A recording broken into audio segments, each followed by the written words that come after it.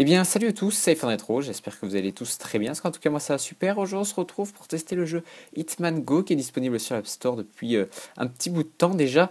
Et ce jeu est un petit peu étrange au niveau de la stratégie, tout ça.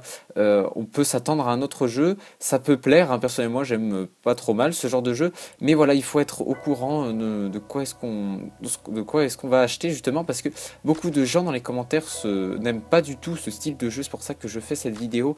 Je tiens à faire cette vidéo justement pour vous montrer à quoi vous attendre dans le jeu, parce que Hitman, vous allez voir que la version Go est totalement différente que le Hitman qu'on connaît par exemple sur console ou bien sur PC par exemple. Alors là vous avez par exemple plusieurs boîtes et on peut ce jeu l'assimiler à un jeu de société. Alors c'est un petit peu étrange parce que pour les personnes qui ont déjà joué à Hitman, hein, ça n'a rien à voir, vous allez voir. On retrouve toujours l'aspect un petit peu stratégie et agent secret, tout ça, mais voilà, vous avez un pion comme ceci, vous devez le déplacer pour enfin atteindre une cible. Alors bien évidemment là c'est le niveau 1, je vous ai juste montré un petit peu la base.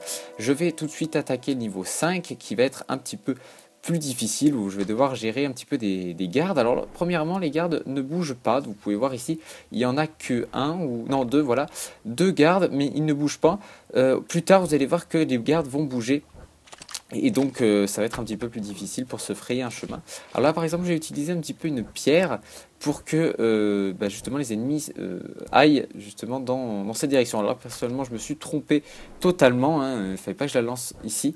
Et vous allez voir que c'est quand même plutôt sympa, hein. Personnellement j'ai un petit peu accroché, mais bon je ne m'attendais pas trop à ça.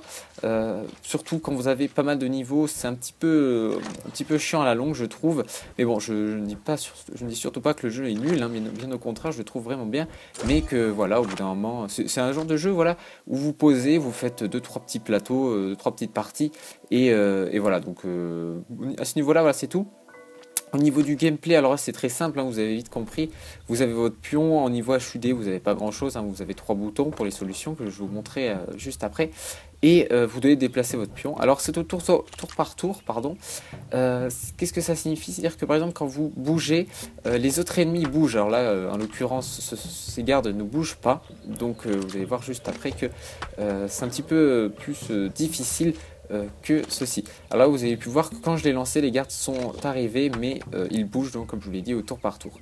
Alors là je me suis trompé, donc là je vais vous montrer juste après les solutions.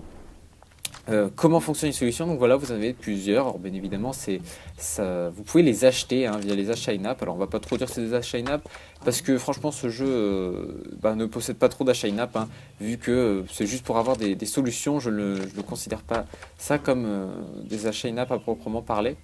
Alors là vous allez voir c'est très simple, voilà, je peux tous les avoir comme ceci, j'ai les 3 et je peux enfin continuer pour abattre le dernier garde qui se situe ici. J'aime bien l'animation où le pion s'éjecte comme ça du plateau pour enfin aller finir le niveau. Alors au niveau de la bande sonore, alors là elle est très correcte, elle est assez calme, là-dessus c'est correct. Au niveau de la durée de vie, vous avez plusieurs plateaux de jeu, bien évidemment quand vous aurez acheté le jeu, vous aurez des mises à jour gratuites où vous aurez des nouveaux plateaux de jeu et donc plusieurs niveaux. Alors là en l'occurrence vous allez voir ici, ça va être un peu plus compliqué. J'ai une mallette à récupérer si je veux. Alors ça c'est des objectifs pardon, optionnels.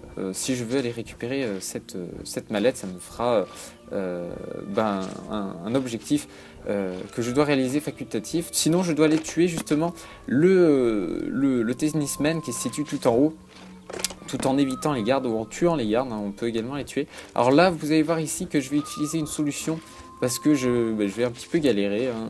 Quand je vous ai montré ça j'ai un petit peu galéré. Au final ça va, au niveau de la difficulté je trouve que c'est correct. Alors bien évidemment je suis qu'au plateau 1 encore, hein, je ne sais plus quel niveau je suis, mais je trouve que la difficulté est quand même assez correcte à ce niveau là. Alors là vous allez voir ici je vais activer voilà le dernier bonus, et là donc j'ai tous les pas à réaliser, ce qui me facilite grandement la tâche.